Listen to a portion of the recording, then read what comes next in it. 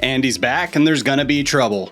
Back and there's gonna be trouble. Hey everybody, I'm Chris and I'm reviewing every episode of The Office ever, and today we are looking at Season 9, Episode 15, entitled Couples Discount. After a ranty several Office field guides, Couples Discount is kind of clever. Clever girl. Not exactly clever enough to break it from the Silverman streak, but we're going to talk about that more in the ratings. For now, let's get into Season 9's Valentine's Day episode. I understand nothing. If it feels weird that this is a Valentine's Day episode, then you're probably like me and you don't think of The Office as having many Valentine's Day episodes except for the episode in Season 2 entitled Valentine's Day. But the fact is, this series had 6 episodes set on or around Valentine's Day, with the full list being on screen right now for your pleasure. I don't love any of these episodes, I think, but there are highlights in each of them. Look alive. Ow! Jeez, you give me a paper cut on my throat! Yeah, I have this thing about men cutting or threatening to cut my throat. Couples Discount also isn't structured with a cold opening, opting instead to drop us directly into the episode's story. And with the way the majority of Season 9 has gone so far, at least in its cold openings, I'm okay with this.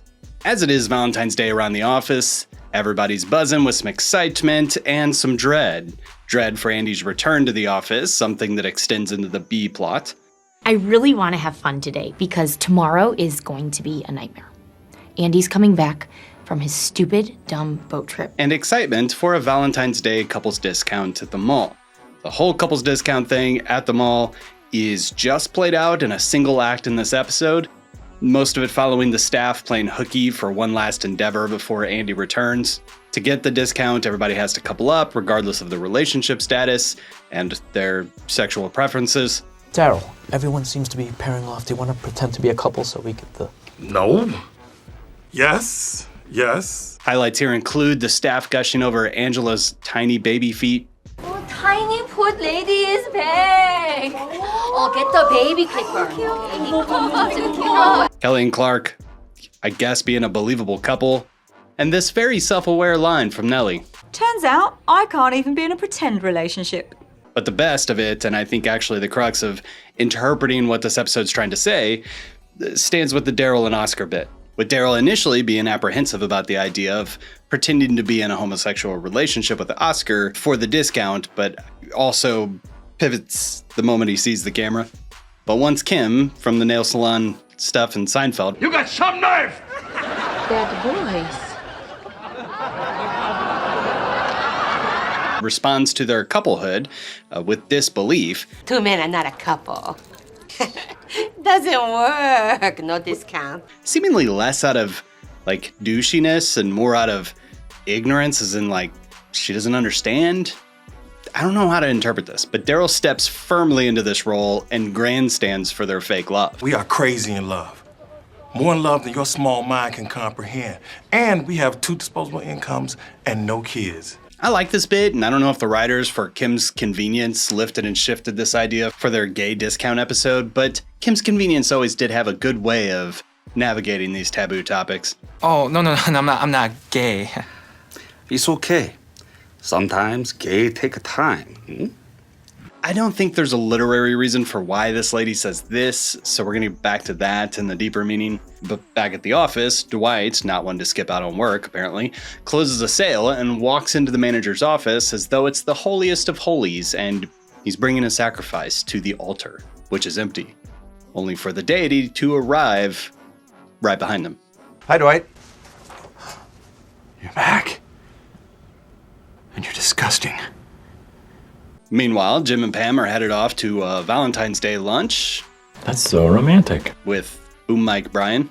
That's less romantic. And we have lots to talk about because at this lunch, Bryan reveals that his relationship is over. And we have to read into a lot of things here. Immediately, I'm suspicious of 2 things because the last time we saw Bryan and Pam, Bryan says this. If you ever need me, you just call me and I'll be there for you. Which is obviously like, hey girl, I know your guy's gone. I got you. I don't know how to act cool. That's the best I got. But the fact that she sets up this double date means that they have been in communication since that moment. And to me, I don't know. A little bit of red flag there. We're going to talk about that later. But I also think that it's possible, and this may be reading too much into it with a little bit of my cynicism, that maybe Brian didn't think that Jim would show up to this Valentine's Day lunch, so that's why he didn't tell Pam that his lady love wasn't making it, because he wanted them to have some alone time. What is revealed through Brian's crocodile tears over his failed relationship is that Pam also broke down and he comforted her. At least my crying won't get you fired. All of which seems to have a pretty dramatic effect on Jim. Back at the office, Andy waits like a lion for the rest of the staff to return from their outing, and I'm reminded here that, yet again, season 9, Andy's the villain. It's like we're full on season 1 villainous Michael with like an exterior of a goofy, insecure Andy. I see through a hard exterior to a little jelly in the middle. Valentine's surprise for Aaron, but I'm also excited about the Wallace meeting. Valentine's Day lunch. For 2 hours. So you're concerned about people's long absence. It doesn't work.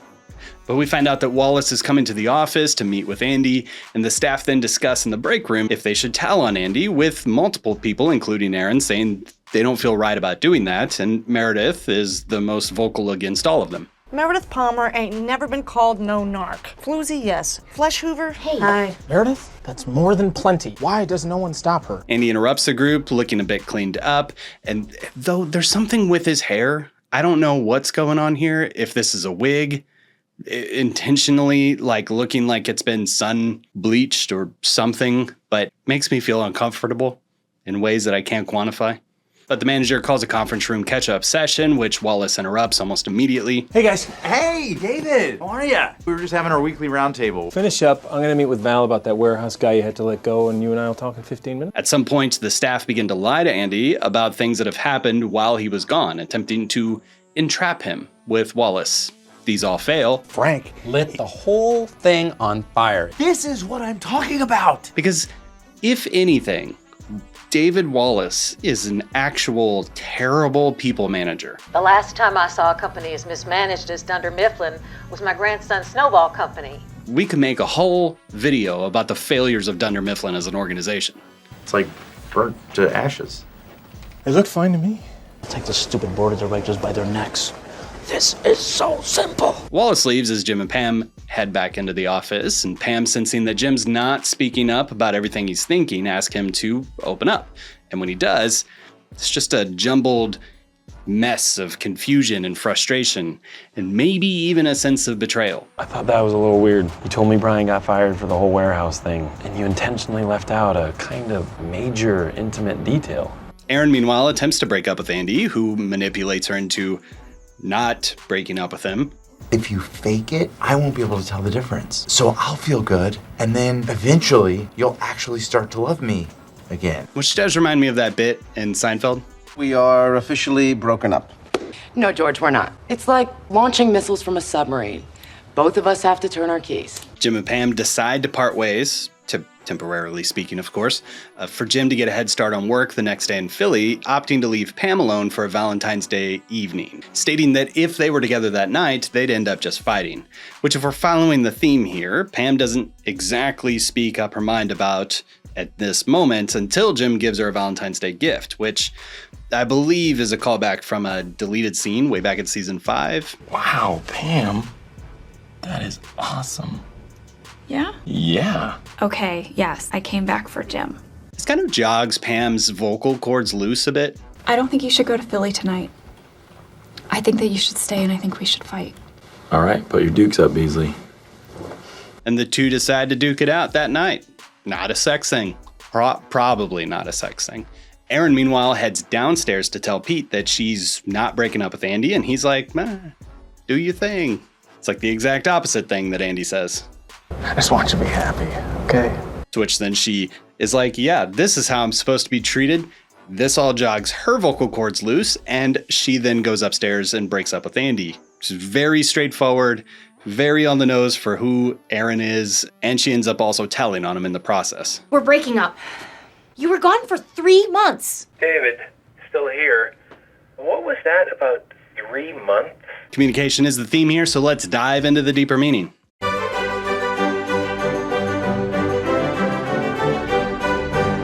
What does a bean mean? Someone please explain it to Kat. Right, so pretty simple episode to analyze. Some social constructs like personal and professional relationships can be really complicated. Humans are very complex creatures, and we've developed really sophisticated methods to advance and perpetuate our species. A blend of your genes, your life experiences, your cultural values, and a little bit more probably all coalesce to create the cocktail that is you. And then how you relate to other cocktails at the bar. Call it a one of everything. The Couples Discount episode seems to be commenting on the role of communication in order to manage these relationships we maintain. When you look at a couple of the negative examples from this episode, we see that Brian and his gal pal failed because they opted to stop communicating. We were telling two different versions of the same story, and then everything just went numb. This is mirrored a couple ways in the Aaron, Andy, and Pete plotline. First, in the fact that Andy just disappeared, and he didn't communicate to Aaron, which is one of her biggest gripes throughout this whole thing. You didn't really email me all that much. You retweeted me a lot, to be fair. It's then mirrored a little bit later when she fails to communicate to Andy in a straightforward way. And by the way, she says she's bad at breakups earlier in this episode. I am really, really bad at breakups. But historically speaking, being straightforward was not her struggle. I'm not with the right person. Gabe, we should break up. I have to be honest. Right, Pam? I miss Gabe. I have to go back to the zoo to the stick insect exhibit. This idea of a lack of communication equals a decline in personal and interpersonal happiness is then also shown with Jim and Pam. Both in Jim's frustration that Pam did not tell her about that first fourth wall break that we all hated. What am I doing wrong, Brian? Nothing. You're doing the best you can. Brian. Give her a minute. But the concept is shown again later when Jim, who in his anger and frustration struggles to really communicate what he's feeling at this moment. All of this is on top of a layer of these two characters not communicating clearly for the majority of this season. With Pam, who struggles to stand up for herself, and Jim, who is extremely fearful of confrontation. And if I'm reading this right, Brian seems to fail in this episode because Jim's there. Because at the end of the day, Brian probably wanted to say a lot more, a lot stronger than he did with Jim. He knows what he did here. He knows. He's trying to home wreck. As a home wrecking slut. But the opposite concept is at play here as well, as in when people are speaking up for themselves and just, in general, communicating, there's good things happening. Pam suggesting they should fight, that the relationship is worth the arguments, is a nuanced thing, and it feels very meaningful and real to where these characters are. This feels like a glimpse in the slightest of the old Jim Pam. It's like sometimes even if you know that something you're gonna say, like something you have to say, is going to create more conflict in the process, it's still the most healthy thing for you to do. It almost seems that coming directly off this conversation with Brian, literally just telling them that him and his wife, is it his wife? Him and his girl stopped, him and his lady, him and his love.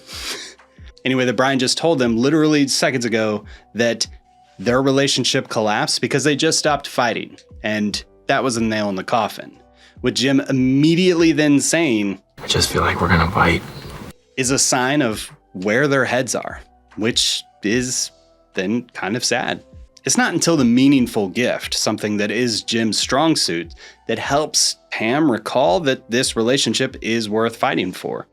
All of this is mirrored again when Erin is following a similar trajectory, when she bounces from not saying what she really means to Andy, then coming back and not only breaking up with him, with no two ways about it, but also her words give him the comeuppance that he really deserves. There's other examples too, like when Daryl does this. Do you want to pretend to be a couple so we get the... No. And I guess on the opposite, when Meredith can't shut up. Floozy, yes. Alky, check. Einstein sarcastically, you bet. Vomit mop, sure. Floor meat, that's me. Flesh hoover, hey. Hi. And we're hitting on something that I'm actually kind of passionate talking about. I see people all the time talk about how marriage is difficult. I personally grew up in a fundamentalist, evangelical, American Christianity kind of culture, and I swear I heard all of the time about how marriage is like a battlefield. It's like a war, and you have to win these fights. And moreover, I was actively even trained to prepare and embrace these battles that were for sure coming down the pipe, but I, as the big strong man, needed to preserve the patriarchy or something, and it did not work. That stuff, fighting is not my strong suit. I saw, and still now even today, see people who share the same house. There's so much conflict, and that conflict, if it doesn't get resolved, it just leads to a quiet discontent, which leads to all sorts of other bad things. Maybe even potentially leading to what Andy's describing to Aaron about how their relationship could work. My parents lasted 38, 40 years. They were never happy at the same time. If you fake it, I won't be able to tell the difference. And everybody wants to know, what is the trick to a good marriage? And I've been married for 20 years now, and I can say that figuring out marriage is extremely difficult. Marriage! But that's true of everything. No one learns a trade in a day. In fact, I don't think anyone ever actually figures out something like marriage because our circumstances, our opinions, our health, our culture, and even us are always evolving and always changing, making what is a good marriage and how does a good marriage actually work constantly changing. But in some ways, marriage can be easy. It can be comforting and a platform for both of us to find some love and care and success. But like any partnership, it's a give and a take, right? I don't work my butt off on this food truck because I particularly like waffle. I mean, I love waffles. But I don't super love talking to people and sitting out in the heat and busting my butt to do all this stuff. I do it because I want to see her happy and I want to see her successful and I want to see her thrive in a way that she couldn't do she's successful. She doesn't need me, but I want to be a part of that. And she doesn't actively, I guess, listen to me talk about my ideas of for office field guide scripts, what the deeper meaning of the couples discount episode is, because she's particularly interested in that. She wants me to be successful. I wouldn't call marriage easy, but there is a groove that you can find. But it doesn't come because one person just dominates and the other just sits back. It happens because you find a way to fight about things, to have those conflicting priorities, to have those clashing values, and then discuss your way through it. I think our marriage works because we've figured out how to talk to one another. And when stuff comes up, because it always will, when we both just take a beat and try to figure out the root of the cause. And in a world where being right can cost so much, humility and taking responsibility and working things out together, that stuff's free. Well, it's cheaper, for sure. Obviously, it's way more nuanced than that because the episode itself's not even giving advice about what to do. It's more of saying, if you don't communicate, things are for sure going to end. And if I remember right, the over-communicating becomes a thing too, right? Are you guys high? Because if so, to speak my truth, I would appreciate the sacrifice of including me. The Office will explore some of these topics, I'm pretty sure, over the next few weeks. So for now, let's just rate this thing. This is the worst. No cold opening, so instead let me communicate to you how much I appreciate you for sticking it out with me over the last several years as I've completed this project. It's both the Hagia Sophia and the Office field guides took 5 years to complete. We only have a handful of Office field guides left, and I just want to encourage everyone to support the channel if you like what we're doing here. YouTube or Patreon memberships are both available. We have levels as low as just a few bucks a month, and I believe collectively all of that will add up. And I'm going to be announcing soon what the weekly videos are going to pivot to after The Office. And the more people who support the channel, the more comfortable it'll be to actually be able to pay my editors. That would be fantastic. I'll do anything! Anything! Look at me, speaking up for myself. Thanks, Couples Discount. I took a look back at the work of Allison Silverman, who wrote this episode and I mentioned in the intro. And it's interesting that for both of those episodes of The Office, I felt the same as I did for Couples Discount.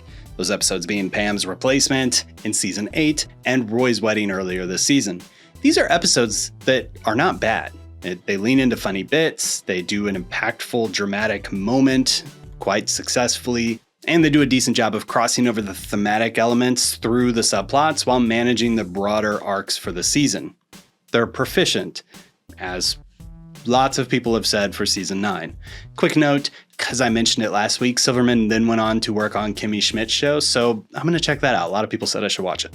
I suspect that any writer at this point in the series is relatively shoehorned into these major arcs that they don't quite believe in, and they were fighting against some of these ideas from the top that they didn't love. As such, I think my gut is that it's hard to actually weigh in on these scores as though they're specific representations to the writers themselves, and more that this is just representative of the collective back of the house at the office. So this isn't as bad as the last few episodes. There are highlights, there's funny moments. I guess it's goodbye chunky lemon milk. And the conflict feels like meaningful. So that's good. It's going to get a 2 out of 5 for me. They are terrible. We're not there yet, but we do have brighter days ahead. Join me next time when we're going to talk about Moving On, which I think is an important episode. We'll see. Thanks to everybody who is supporting the channel, which includes this growing list of fine folks, starting with our Dundee's hosts, Amber Piercy, Anna, Dark Lasagna, and our Inner Circle members, Avery, Heidi and the Una, Valerie, Jackie Estes, Mooch, and Yeesher. Thank you so much for supporting the channel, and for all these other fine folks. Links are in the description if you want to support. And if you don't, I don't blame you. Just some guy on YouTube. I don't know why you would give me money. But you can like this video. That's for free. And you can also subscribe so you can be notified next week whenever we get to Moving On. So that'd be dope. Thanks for watching, and we'll see you next time.